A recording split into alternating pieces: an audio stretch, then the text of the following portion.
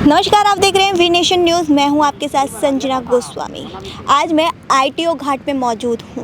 यहां पर आज से छठ पूजा का भी आगाज़ हो गया है। आज पहला दिन स्नान और खान से शुरू होता है।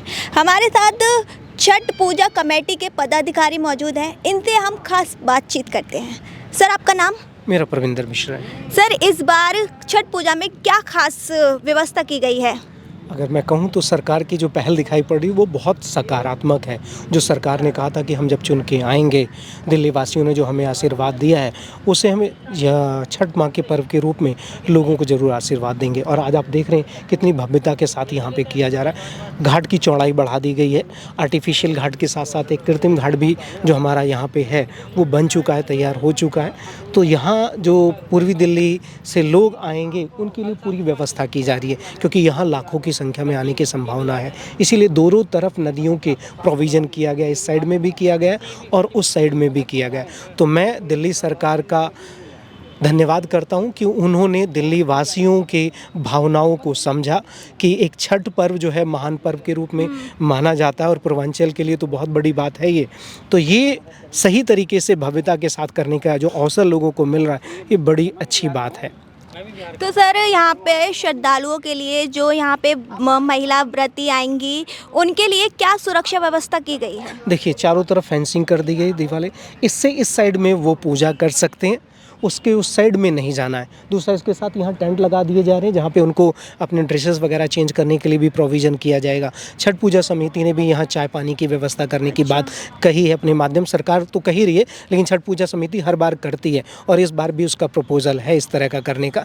इसीलिए चारों तरफ फेंसिंग की बात की जा रही है। यहाँ टेंटों को लग गया है। तो ये कहीं ना कहीं एक बड़ी अच्छी बात है लोगों के लिए कि जब यहाँ पे आएंगे छठ पूजा करने वालों को किसी प्रकार की कोई असुविधा ना हो। और हमने सरकार से आग्रह किया है कि जब छठ पूजा का कार्य शुरू हो तो उसके साथ बोट का भी प्रोविज़न हो जाए और कुछ गोताखोर साथ में खड़े रहने चाहिए कि बाय द वे कोई बात हो गई, कोई ऐसी हैपनिंग, तो उस अनिश्चितता में किस ढंग से सुरक्षित रहा जा सकते, तो इसलिए कर रहे हैं। महापर्व छठ का आज से शुभारंभ हो गया है। नाव खाव से शुरू होता है। इसकी क्या विशेषता है? मतलब इसकी विशेषता यही है कि जिसका बाल बच्चा नहीं होता है तो छठी मैया देता है, उसके मांगता है, देता है।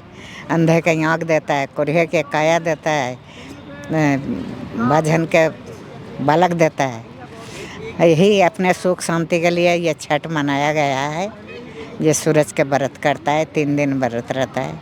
आज खाएगा कदवा भात, मैंने घिया। हाँ, अच्छा। हाँ, घिया और चावल खाएगा। फिर कल उपवास रहेगा, व्रत रहेगा, निर्जला रहता है वो। हाँ, कल फास्ट रहेगा। तो कल वो रात के जैसे मीठा चावल होता है, खरना बोलता है, मीठा चावल खाएगा।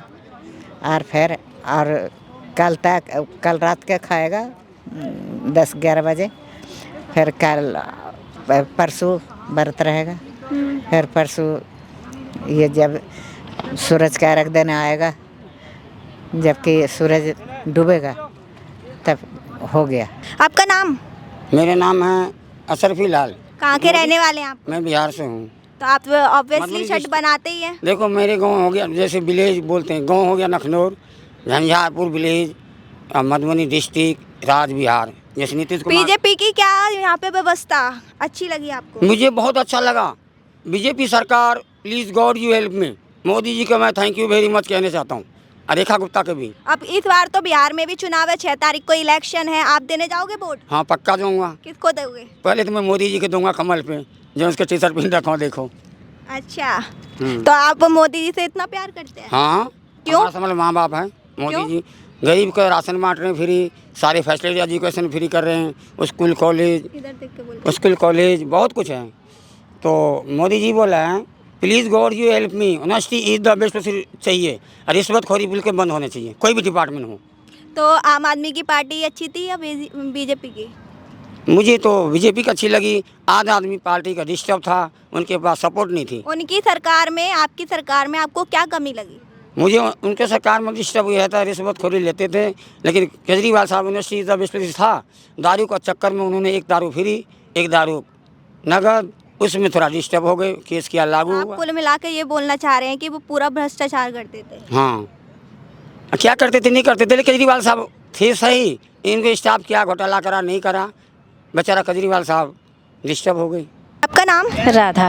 आप कब से रख रही हैं ये छठ का व्रत? मैं तो नहीं रखती, मतलब दीदी रखती है। तो जैसे लड़की है ना, तो उसको वो ससुराल में पहला उसके सास ने बोला है कि वो पीहर से करना पड़ता है। अच्छा। तो इसीलिए वो पीहर में करेगी। तो मैं तो उसकी चाची हूँ। अच्छा। हाँ, तो वो हम लोग घर पे अपने घर पे करवा रहे हैं। अच्छा। हाँ, तो पूरा सामान जो भी हम ही देंगे और घर पे बर्त तो सब रखेंगे। वैसे जिसको इच्छा होगा रख सकते हैं।